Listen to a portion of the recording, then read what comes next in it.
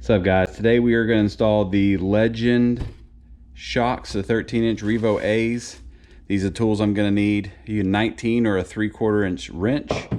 I have to use an extension because I have the Bung King crash bars protectors on there, slide protectors, and I'll show you that.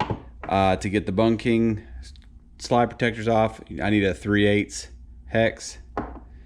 And then for the bottom bolt, it's a T50 star bit. I believe this is the same bolt on the top and the bottom if you don't have the Bung King crash bars. Loctite, a wrench, and a torque wrench when you put it back on.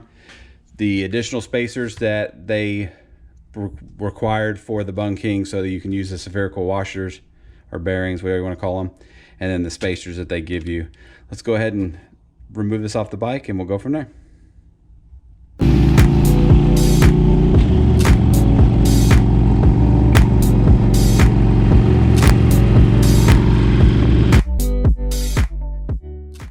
Alright, over here at the bike, I already got it kind of strapped in. You don't have to, I just think it makes it a ton easier so you don't have to worry about it falling over. Got the jack underneath right there. You just want to jack it up enough or have a really strong friend to hold it up, but I'm just going to get it where it's just barely touching the ground to relieve the pressure off of there. Let's go ahead and get the bike up. Alright, got that where the wheel's just barely spinning on the concrete. We will go ahead and take this bolt out of here, and then we'll go ahead and take this bolt out of here, and then we'll get to remove the shock.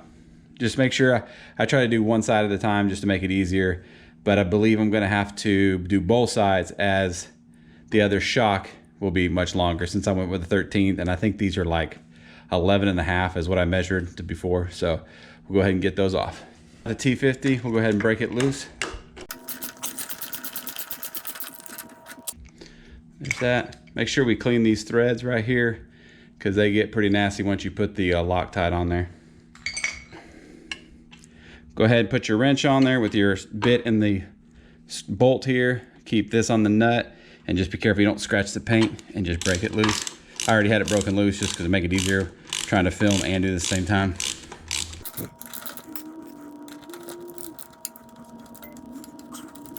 Just spin it off, get the bolt out there, and your shock will come right out. That's it. Do the same thing on the other side. I won't bore you with that, and we'll come back to when we're installing it. All right, I got the shocks off, both of them on both sides. What I'm gonna do is scrape the gunk off of here with this wire brush and clean it up, and then I'll come back at you. All right, went ahead and cleaned these out with this brush and a little bit of screwdriver to get the chunks of it out there. We will go ahead and put these on the bike with the shocks, make sure we do all the spacers. And like I said, they gave me this sheet when I bought the adapters, tells you how what order it needs to go in. And then they also give you this instructions for how to install it on the bike and whatever all the adjustments mean. So we'll go ahead and get to the bike, put that stuff on, and we will torque it down and go from there. All right, so I got the spacer and then the two small spacers. So this will still pivot around per the instructions that he gave me. I think it was Eric, the tech support. So I'm just gonna put a little dab of Loctite and we'll go ahead and get this into these bolt here. And if you can see, we're gonna have to jack it up because it's a big difference. So let me go ahead and get this jacked up when that's in the right angle, and I'll come back at you. All right, one thing they make sure they tell you and they say in the instructions, do not use the factory washer. They give you the washer and spacer that you need. Bolt, washer, put it through there, put the spacing in between, put the spacer in between there, and then line up your bolt. Okay, got the bolt in there. Go ahead and put a little dab of Loctite on there. Go ahead and get the bolt started, or the nut started.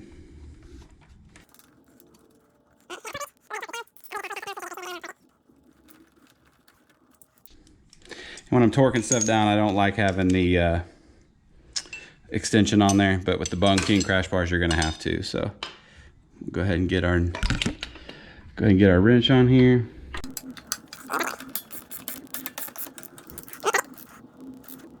All right, here we go. We're gonna torque it down. There it goes. All right, we'll torque the Bung King adapter down.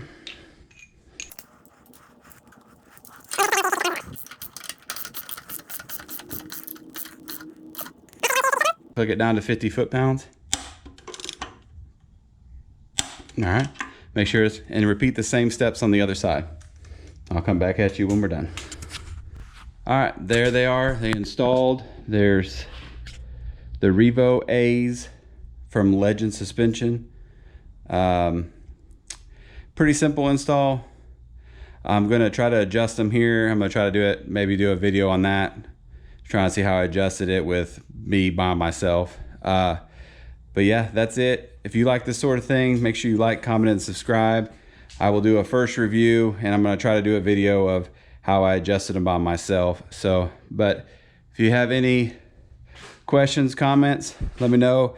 Turn your post notifications on so you know when I do the first ride video and the adjusting of the sag, I guess is what they call it.